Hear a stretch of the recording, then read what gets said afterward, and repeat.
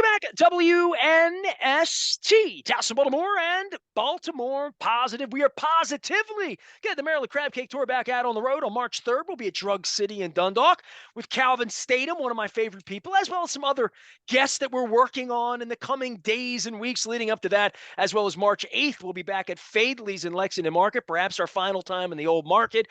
So we're looking to do an extended bit of programming to honor my father's birthday as well on March 5th. Luke Jones joins us now. We've done a lot of Radio Row programming here from days past. I put Luke to work on things from back last century and getting pictures and things up to the website to make our WNST Classic a little bit more robust. But in the meantime, there's been some things happening since the Super Bowl, some tidbits of business. Obviously, the John Angelos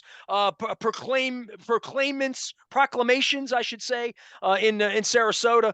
But more than that, the Baltimore Ravens finally, purple smoke appeared over one winning drive. And the Ravens found an offensive coordinator. Luke Jones joins us now. He's Baltimore Luke, of course, and can be found out at Baltimore Positive. Tell me something positive about this offensive coordinator search, because it feels to me like they could have hired Todd Monken 3 weeks ago, right? Yeah, I think that's what was interesting about this. And look, let's be very clear. Todd Monken was sought after by other teams. The Tampa Bay reportedly even offered him their gig, but this was a name that the Ravens, what was linked to the Ravens early on in the process that took close to a month when it was all said and done. And John Harbaugh put out a statement when they hired Todd Monken last week that they conducted 21 interviews with 14 different candidates. So they cast a very wide net, and they looked outside the organization. They looked at some people within the organization, even someone like Bobby Ingram, who had been with the Ravens and was the OC for Wisconsin this past year before that staff was dismissed. But they settle on Todd Monken, and interesting hire from the standpoint of recent NFL experience and college football coaching experience at the highest level in terms of you coordinate the offense for the back-to-back national champion Georgia Bulldogs. That's got some hype that goes along with your name, certainly. And I think for the Ravens, even though I had the same question as you, where you look at this and say, okay, if Todd Monken was your guy, could you have hired him 2 weeks earlier? You could have. At the same time, I think the Ravens were at least interested in having a conversation with the likes of an Eric Bieniemy, who winds up with Washington, or even Brian Johnson, the quarterbacks coach of the Philadelphia Eagles, who is expected to be named their new OC with their offensive coordinator going off to coach at Indianapolis. So, there were some final moving parts there that perhaps intrigued John Harbaugh to just wait a little bit longer. But at the end of the day, I think Todd Monken is a rock solid hire in the sense that I think he checks boxes. I think from the standpoint of he's got some very recent coaching experience at the collegiate level as well as in the NFL, having been the OC for Tampa Bay several years back, having been the OC for Cleveland back in 2019. I think it's interesting to note in those previous experiences, all but one season in Tampa Bay and also in Cleveland, didn't call the plays. So he was a coordinator, but the head coach was calling the plays in all but one of those seasons. So I think that's interesting. I think the fact that in Tampa Bay, he ran a much more pass-heavy offense, whereas you look at what Georgia was the last few years, they were they epitomized balance and a very balanced run-pass ratio. And you look at the work that he did with Stetson Bennett, who was at one time a walk-on and a guy that made himself into a Heisman finalist. I think Todd Monken had a lot to do with that. So on paper, whether you're talking Lamar Jackson and we'll talk about this, and we'll get into some of the more some of the finer details that relates to this, but whoever your quarterback is, when you look at what he did at Georgia specifically, when you look at some of the quarterback play that you saw at Tampa Bay when he was there, you say, okay, if it's Lamar Jackson, then yeah, he could take him to new heights. Or if it's someone else, he should be able to make it work. So I think the biggest takeaway for me, beyond just talking about the experience, I mean, he's 57 years old. He's been around. He's got a lot of experience in the NFL and at the collegiate level. But I look at how he appears to be so malleable from the standpoint of whatever his personnel is, whatever his quarterback picture is, whatever the coaching situation is for that team, he seems to make it work. And you kind of look at where Georgia has been, and look, Kirby Smart's a fantastic coach. That's obvious. It was obvious for many years, but before he arrived, Georgia's offense wasn't great. That was kind of the part of the team that was holding them back. They had this great defense year in and year out, but what was holding them back going up against, say, Alabama was their offense not being quite at the level it needed to be. Well, they got there under Todd Monken in 2021 and 2022. So I get it. It's college, and I'm the first to say I'm not going to be so moved by college success to just automatically assume that translates to the NFL. Otherwise, Tim Tebow would have been a great NFL quarterback, right? So we understand that. But what I am impressed by is he seems to be someone who is not stuck to one identity in the way that we talked about this with Greg Roman over and over, that great running game. What about the passing game? How many times did we ask that over the last 4 years? So I think in the case of Todd Monken, and look, they need players. There are still so many questions about this team before I'm just going to say all systems go with Todd Monken. But I think in terms of looking at what you were, what the checklist was of what you were looking for, I do think Todd Monken checks a lot of boxes. And now we come back to the overriding question that was always first on the list, but now we've at least checked off the OC. What does Lamar Jackson think about Todd Monken? And what contact have they had? What communication have they had? What was he? I don't think he was. I never thought he was going to be heavily involved in the process. Was he at all involved as far as a communication standpoint? These are all questions that maybe we'll get some semblance of an answer at his introductory press conference, but doesn't. For me, whoever they were going to hire at offensive coordinator probably wasn't going to make that dramatic of a difference in terms of what is the overriding, prevailing story of the offseason. What exactly is going to happen with Lamar Jackson and his contract? Yeah, I'm sure John Harbaugh and Chad Steele are schooling Todd Monken up on what is can and can't be said. Yeah. In regard to promises made, not kept, like, oh, yeah, I sent Lamar a text. We communicated.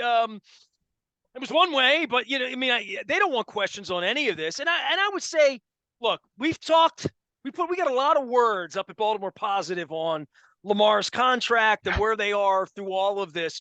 I find it just on Todd Monken, because I know one thing. He's going to be the offensive coordinator for a little while, right? At least for a year or two, until they figure that, he's here.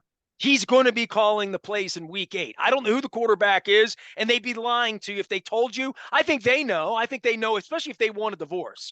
And you've pointed this out a few times, like, feels like they want a divorce, smells like they want a divorce. Most people we talk to feels like this is the end, and we are working from that sort. At least I'm working from that assumption. I think you are as well, that there's going to be some change blowing in the wind here the next 6 or 8 weeks, and it's not going to be, Ravens guarantee Lamar 180 million or 212 million. I don't think that's the way this is going to go.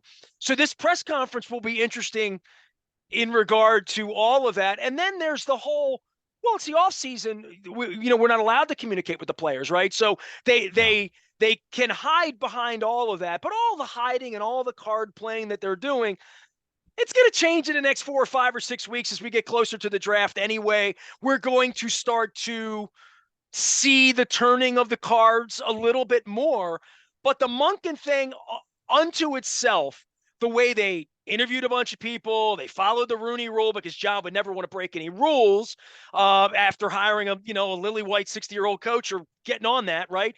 So all that being said, the Monken thing is so interesting to me because of he's a coach's coach, right? Like Eastern Michigan, a little bit in the NFL, didn't work out. No problem. I'll go back to college. No problem. I'll go back to you call it malleable, pliable, traveled, seasoned. In the case of, he didn't come here for Lamar Jackson, right? I mean, I don't think there's any point if he goes that direction on Tuesday. That'd be a tough direction to go in 6 weeks from now. Lamar's not here. I came here, Lamar. I don't think it can be that. I just don't think, and we'll talk about it after the press conference. Plenty of time to evaluate all that. But the notion that this isn't a Lamar hire, this is a professional hire to say whoever the quarterback is, this guy has made this happen, and he wants to be back in the NFL. He wants to be in a program. He wants to be a part of something. And if the part of something is Lamar signed, that's the beginning of its own beautiful thing, if that's what it is. If it's Lamar not signed, it's he may never meet Lamar. Yeah, right. And that's what's so tricky about this from the standpoint. And look, I'll continue to stand by what I've said all along. I really don't know, other than at this point, I don't get the sense that anything has changed in terms of the Ravens are any more willing to give Lamar a fully guaranteed deal, or Lamar has stepped back from wanting a fully guaranteed deal. So we're still at that same impasse, right? That has been the impasse since last March when Cleveland acquired Deshaun Watson. So from that standpoint, it comes down to, is there a trade? Is there a move at some point in time, or is it the franchise tag, and how messy that could be? So either way, and I think it's been interesting to see some of the reports. Some reports as far as the Ravens offering no assurances about Lamar Jackson being here with their various candidates for the offensive coordinator job, which of course that was always going to be the case. You can't guarantee that, and you can say, we think he'll be here this year. We think it's going to be on the franchise tag. Or you could even say, when you get further down the road with some of these candidates that you had a second interview with, you say, look, we'd like it to be Lamar in a perfect world, and we're not going to say that it's not going to be Lamar, but this is where we are. We're inside baseball right now. This is where we are with the contract as they get to Todd Monken or any of these other candidates that. And by the way, there was no the reports that came out Super Bowl day that candidates have said that they didn't promise Lamar. I mean, that inside baseball, anybody smart would know that time for pay, time for play, as Coach Billick would say, right? Sure. Well, and it's one of those things that, again, when you just talk to someone via Zoom for your first round of interviews, as they did, okay, that probably wasn't going to come up a whole lot, right? You're just getting to know that individual. You're seeing it. Both sides are seeing if they even want to work with each other.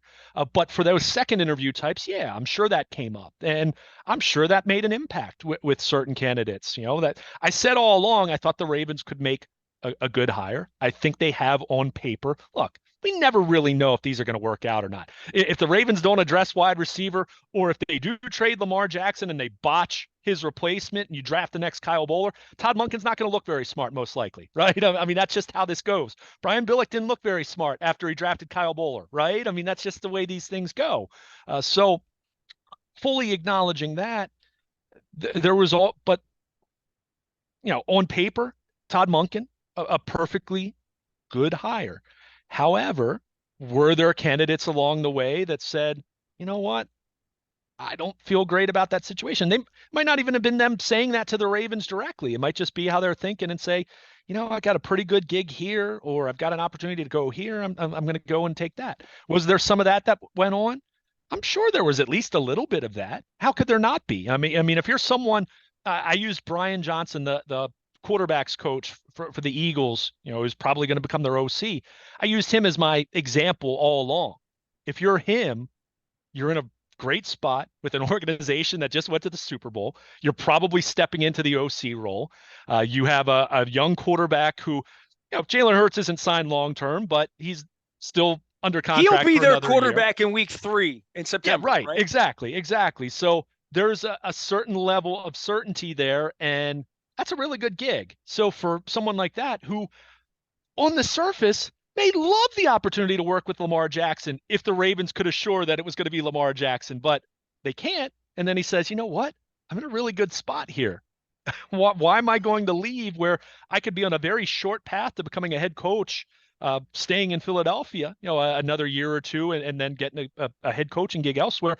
If I go to the Ravens and Lamar's either traded or he's on the tag and he holds out to week 1 and we don't get to work together the entire spring and summer, that could not go very well for me. So there was always going to be some of that involved. And look, that's not even picking on the Ravens thing or saying that the Ravens are bad or anything like that. That's just reality when you're talking about 2 years in the making of failed negotiations to get your franchise quarterback under contract. So, considering those circumstances, I think the Ravens did very well with Todd Monken. And I do think he's someone that they view and saying, look, his track record suggests if Lamar Jackson does stay, he can do very well, and Todd Monken can hopefully help Lamar take it to the next level, which is pretty impressive to begin with, right? So you have that scenario, but if it does come to needing a divorce and a trade is made, or even if it's him playing on the tag for one more year in Baltimore and then they move on after 2023, again, all the different scenarios that are on the table, who knows?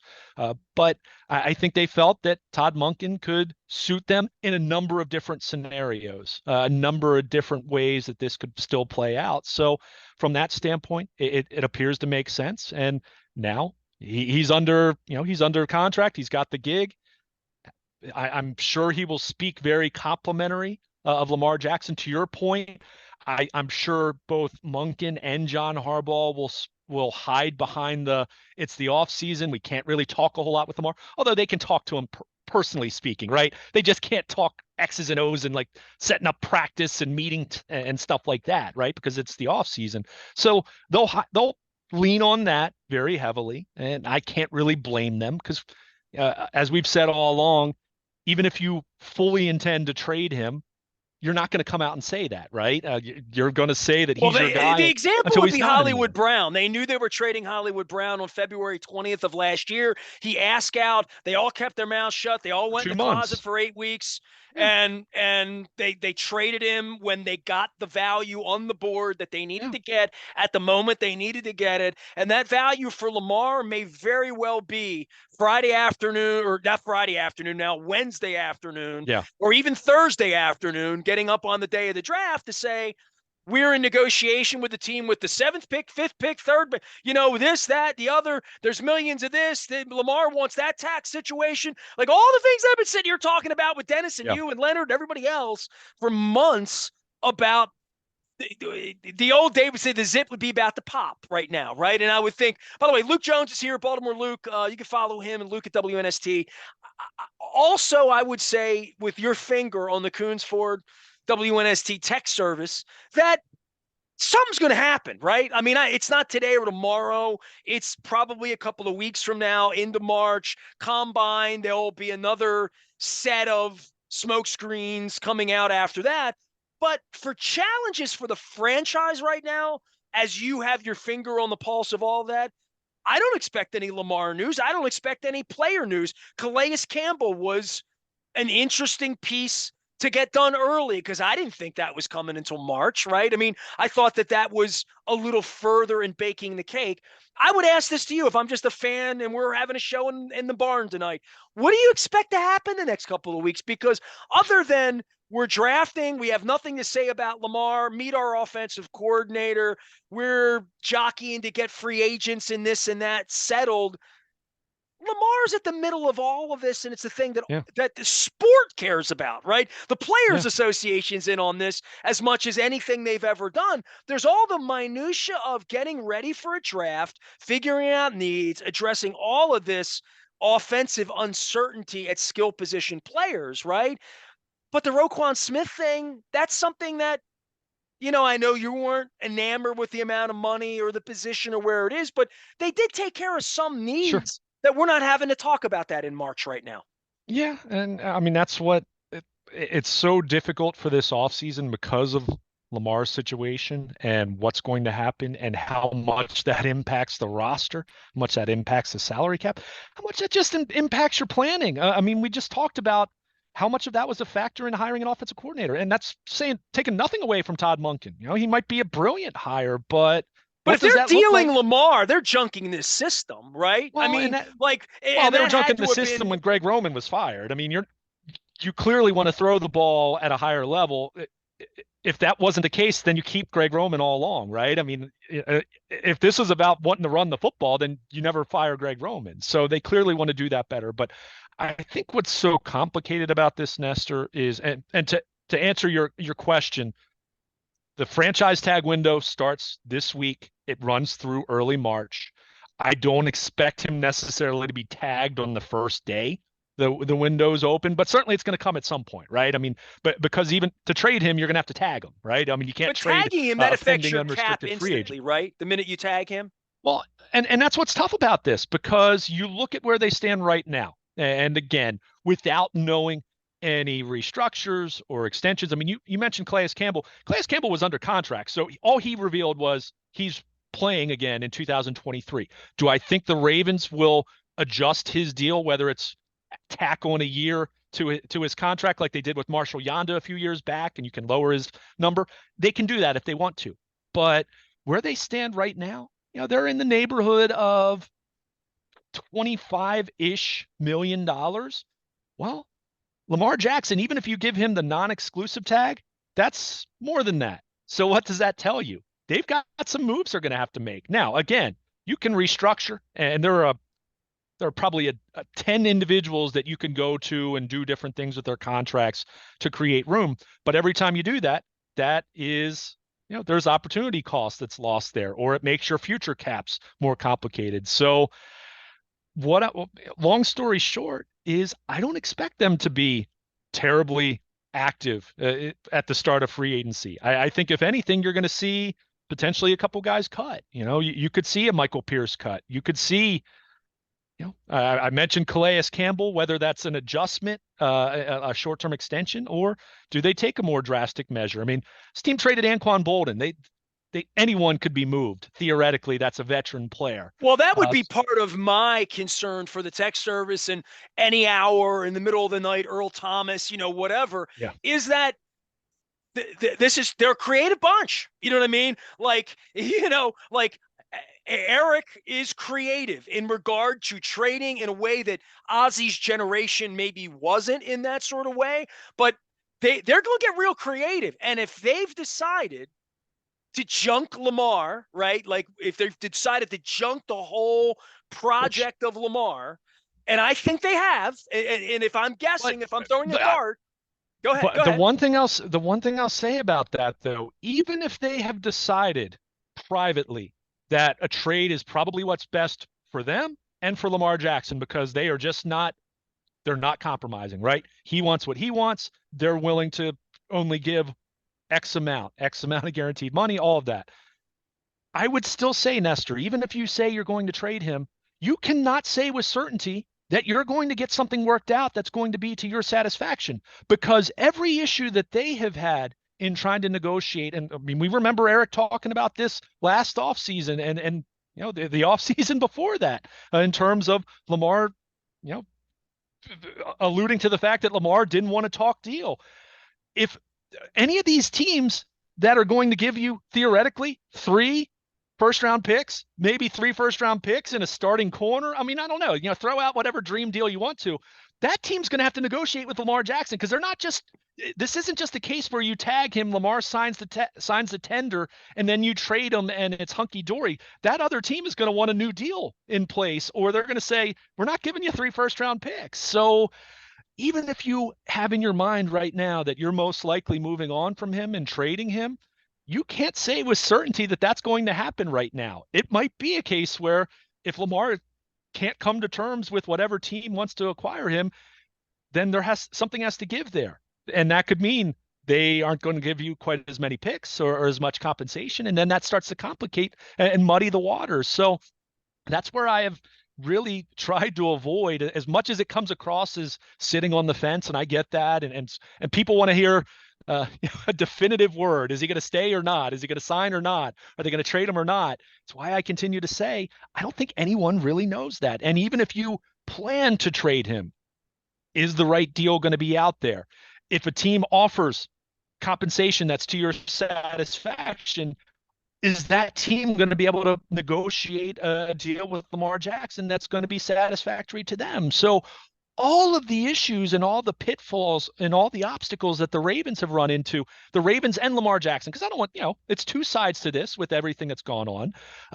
All of those same potential pitfalls and obstacles exist with other teams. That's why, we've even brought up, I've brought up and I've spitballed about this with you and with Dennis at different points over the last, probably over the last month or two. I've thrown out there, and I know Peter King's mentioned this, some other highly respected national reporters have mentioned the possibility of the non-exclusive tag for the reason of letting Lamar go see what his value is, but how's he going to navigate that? We've talked about some of the challenges of him negotiating a deal without an agent, and he's leaned on his mother, and we know the NFLPA has been actively involved with this thing. So how does that translate? Even if you want to say, hey, you know what? We'll give you the non-exclusive tag. Go out and see if you can get the fully guaranteed deal. And then if you can, we'll make our decision. We'll either match it and then that's our deal and you're our guy and you're our quarterback long term, or we won't. And then it's 2 first-round picks. And again, I'm not saying that the Ravens are going to do that, but if you're looking for all the different ways that you can try to spurn some action, right? You're trying to force some action here. You've gotten nowhere over the last however many months, going back to last year. Well, I think there comes a point where you just don't want the kid anymore. You know what I mean? Like he didn't even. But you need to get value. But I understand that, Nestor. But you need to get value. You can't You can't let this asset. I mean, my goodness, if you're going to trade him for one, people think you're nuts wanting to trade him to begin with. Even if you're going to trade him, you have to get proper value, and that's where me talking about the non-exclusive tag, that there's so much trepidation there because it devalues him from the start, right? It gives him a ceiling. Right. So, I mean, that's why as much as you could say, even if you say, all right, we're done with him and we want to trade him, that's not a sure thing that you're going to be able to navigate this process in talking to other teams that potential destination are going to have the same issue you have, which is Mr. Big needs to write a $250 million deal, and Mr. Big needs to want to have a quarterback and his ego, and you better find the Dan Snyder or Steve. You better find one of these guys that's out in front of this, right? Right, I mean, right. So that's where there were 4 teams last year ready to go take on a serial sexual predator. I mean, like literally. But keep in mind, one of them gave a fully guaranteed deal. Remember, Cleveland had been eliminated from that process. Watson and the guy in Carolina is new to the party. He doesn't care, right? And the New Orleans people, Mr. Benson's gone, right? So it is a little bit of who's going to piss off Jerry and the other owners, because Steve's part of that, right? And like right. But at the same time, all of the things that we've talked about that make you take pause about Lamar Jackson giving him a fully guaranteed deal now, especially on the heels of him having missed the end of each of the last 2 seasons, him having missed roughly a third of the playing time over the last 2 seasons. All those other teams, look. You think that would make Arthur Blank a little queasy, right? Literally, right? And make Jimmy Irsay a little queasy. I mean, not in terms of wanting him, but in terms of giving him the fully guaranteed deal that he seeks. It at least makes, queasy or not, they're at least going to take some pause, right? And even if they're willing to do it, does that impact how much they're willing to give the Baltimore Ravens in trade compensation? Again, that's why it's real easy to just say, all right, well, you're going to trade them. And look, I'm not saying that won't be the outcome at the end. That's why I can see, Mr. Blank chomping on the cigar or whatever at them saying, why doesn't Steve want to sign him? He's a nice kid. Why doesn't Steve want to give him the money? Like that's the owners' meetings. That's 5 weeks from now. But that's kind of the way, that's where it was left last year, which is Steve at the pool saying, Haslam did what? With him? Yeah. What? Yeah. Right? That's where we were a year ago, and I don't think anything's changed. Yeah. And I mean, that's where we come back to, is there another team or teams that are willing to give Lamar Jackson a fully guaranteed deal? If there is, then okay, maybe they'll get somewhere in terms of working out a trade. But if there isn't, or if it's a case where some of these, there's a team A is willing to give him a fully guaranteed deal, but then they say, you know what?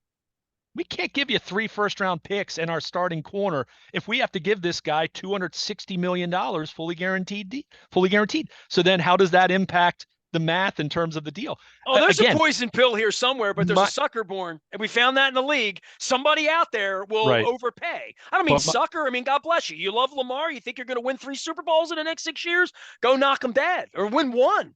Right. But my overall point here, and again, I still don't know. I'm still not going to sit here and say I think he's definitely getting traded or he's definitely going to be here in 2023. I don't know. But what the point of our conversation here is spelling out that even if you've decided that you're most likely going to try to trade and field offers and see what you can get, at least listen.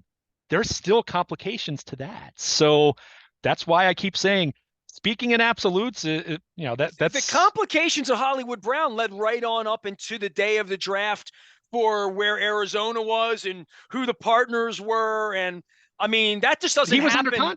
He was under contract though. I mean, he was under contract for 2022, and he still had his 5th-year option ahead of him. That is not the case with Lamar Jackson.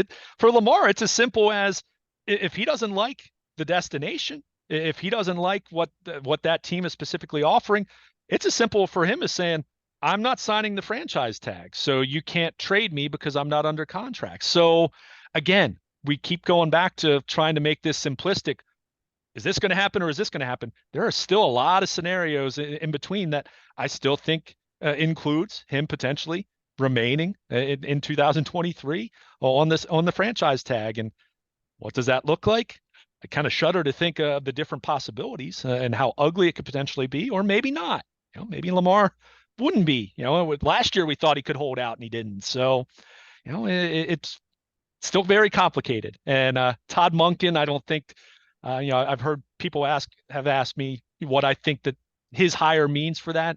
Not sure it means a whole lot, other than I think it's a hire that can be flexible, whether it's Lamar Jackson or whether it's going to be another quarterback in 2023 in the long term. Derek Carr, have you written that piece yet about the potential? Nah, if not Lamar, then whom? I'm not interested in a veteran retread because then to me it feels like you're just getting back into where you were in the late Joe Flacco era. What? So you can go 9-7 or 10-7 and have no chance to beat Patrick Mahomes in January. I mean, I don't know. For me, it's tough. Look, I'm not saying that won't happen potentially, but there's still a lot to solve here. Listen, the Orioles are going to fix this for you. Okay. They're going to get off to a good start, and they're going to take all your mind in April off the draft and all these woes of the playoff Baltimore Ravens. All right. Timeout. Luke is here. He will be there at Baltimore Positive. And of course, with any breaking news in the WNST Tech Service, brought to you by our friends at Coons Ford Security Boulevard. Dennis will be here on Thursday from 3 until 5. We are going to continue to cycle through some Radio Row greatest hits. I found some new stuff. I even threw in Tico Torres and a couple of things we couldn't find a couple of weeks ago as well. And you're finding those out at Baltimore Positive. Orioles are doing spring training. Ravens are doing combining. And we are combining around here to bring you the Maryland Crab Cake Tour again, beginning on March 3rd. We're going to be at Drug City on the 8th at Fadley's. It's all brought to you by the Maryland Lottery in conjunction with our friends at Window Nation, 866-90 Nation. Make sure you take good care of them. Luke will be keeping you abreast of all things birds and nests and Orioles and Ravens. I am Nestor. We are WNST AM 1570, Towson, Baltimore, and we never stop talking Baltimore Positive.